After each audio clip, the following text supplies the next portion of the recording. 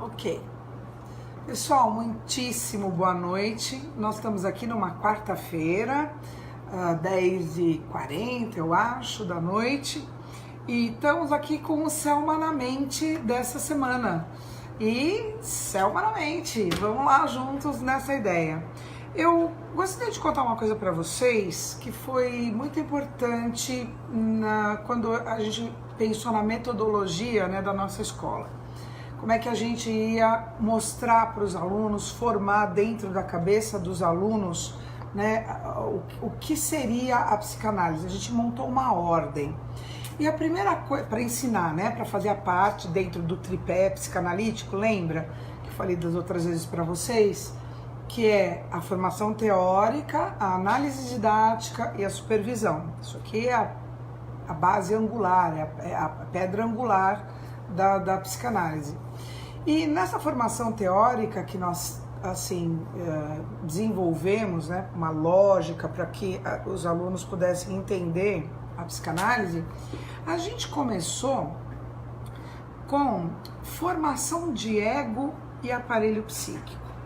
Eu não vou aqui em menos de 10 minutos agora esgotar esse tema. A gente vai falar disso ao longo aí dos nossos Selma na Mente. Como eu disse para vocês, isso que eu tô fazendo com muito prazer. Imagina que eu tenho aqui na minha cabeça, acabei de dar uma aula de neurose na nossa turma de quarta-feira, de neuroses conversivas, histéricas e as neuroses pré-genitais, que tem toda uma mesma natureza aí.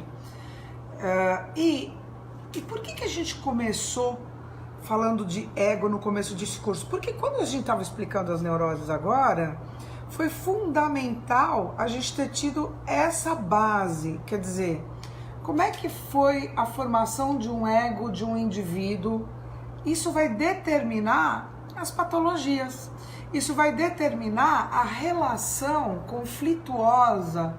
Como é que esse indivíduo, o ego, o eu desse indivíduo, todas as vezes que eu falar de ego eu vou estar falando do eu, a parte mais consciente, porque mesmo o ego tem uma parte inconsciente, mas essa parte mais consciente, o ego, como é que ele lida com o conflito psíquico? Como é que ele lida com o conflito entre desejo e realidade, E é isso que vai determinar, na prática, a nossa vida. Então, vamos lá.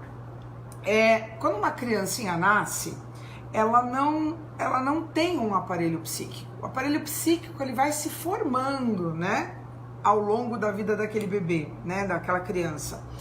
E primeiro tem um grande inconsciente e ali vai se formando um aparelho psíquico. E é interessante por quê? Porque nesse aparelho psíquico, e isso é a primeira coisa que o Freud falou, explicou pra gente, Ele mostrou pra gente na primeira tópica, justamente como é que se dividia esse aparelho psíquico. Ele mostrou pra gente que tem uma parte que é o inconsciente do aparelho psíquico, tá? Tem o pré-consciente e tem o consciente. Então, como é que a gente sabe que existe tudo isso? Olha que interessante. Se eu perguntar pra vocês assim, eu vou pegar um papelzinho que vocês estão vendo aqui. Eu pergunto assim, que cor que é isso? Vocês vão falar imediatamente para mim assim, rosa. Por que vocês vão falar imediatamente rosa, cor de rosa? Porque isso é uma informação ativa, porque a gente usa isso o tempo todo, essa cor, a gente vê cor de rosa o tempo todo, e consolidada, porque eu sei que cor de rosa é cor de rosa. E se eu fizer uma segunda pergunta para vocês, como é o nome da primeira professora ou professor de matemática quando vocês foram para a quinta série? Vocês vão falar, ixi, Selma, pelo amor de Deus, peraí, calma, deixa eu lembrar. Aí você começa a lembrar da cara da professora ou do professor, aí vai indo, chega Dona Glória, ou Dona Maria, ou professor Zé Carlos.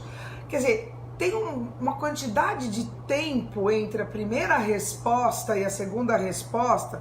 O tempo que vocês me demoraram para dizer assim, cor de rosa, é uma fração de segundo.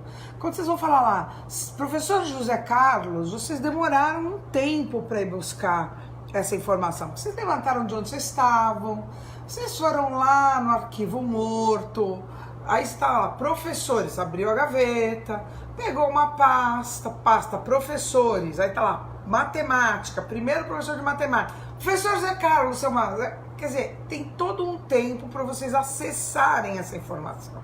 Por quê? Porque ela é uma informação consolidada, mas não é uma informação ativa. Você não precisa ficar lembrando que o professor de matemática da quinta série, o seu primeiro professor, chamava Zé Carlos. Ou o nome do seu primeiro namorado, lá quando você tinha, sei lá quantos anos. Isso são informações que estão num outro lugar, né? E tem outras informações que, se eu perguntar, vocês não lembram mesmo. Por exemplo, se eu perguntar para vocês, como foi a festinha de um aninho de vocês, que eu costumo perguntar isso? Vocês vão me responder, sei lá, Selma, não me lembro como é que eu vou saber se eu tinha um aninho. Então, vejam, só que tá lá. As informações estão lá, em algum lugar. E foi isso que o Freud percebeu.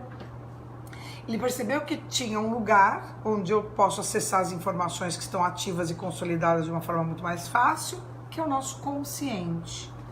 Isso chama a primeira tópica. A primeira coisa que ele fez ao aparelho psíquico quando ele chegou a essas brilhantes conclusões. Aliás, brilhantes mesmo.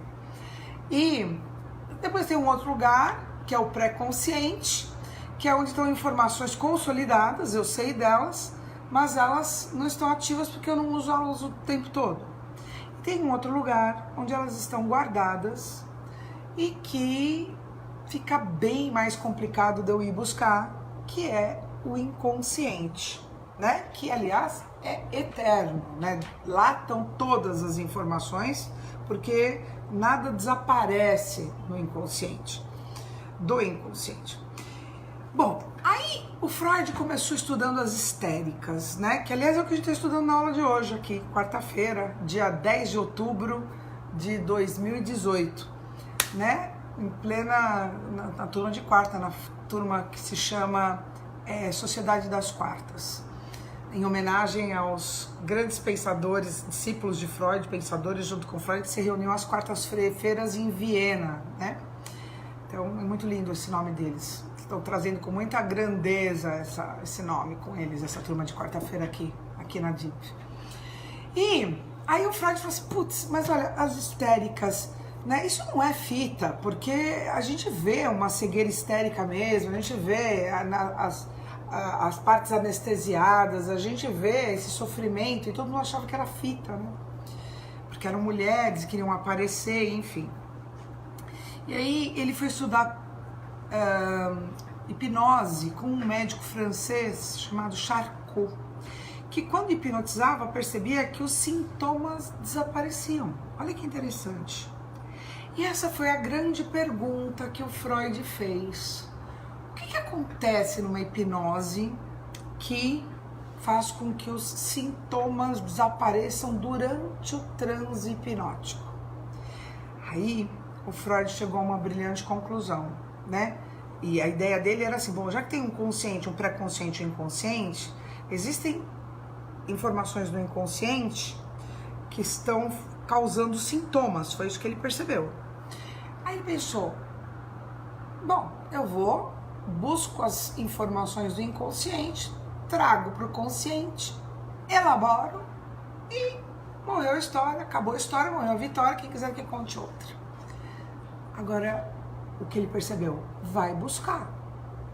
E para sair de lá, e para ir buscar, ele percebeu que tinha toda uma outra situação, que ele chamou de segunda tópica, que não permitia que as informações que estavam guardadas, muito bem guardadas, como a gente diz, defendidas, viessem para o consciente para serem elaboradas e para que os sintomas cedessem. Essa segunda tópica, como é que o Freud chegou a essa conclusão e as consequências disso, a gente vê na próxima quarta-feira, no próximo Selma na Mente. Meus amigos queridos, todos com aparelho psíquico, esperem lá que nós vamos dar conta disso nos nossos próximos encontros. Um grande beijo para todos, uma noite maravilhosa. Selma na Mente.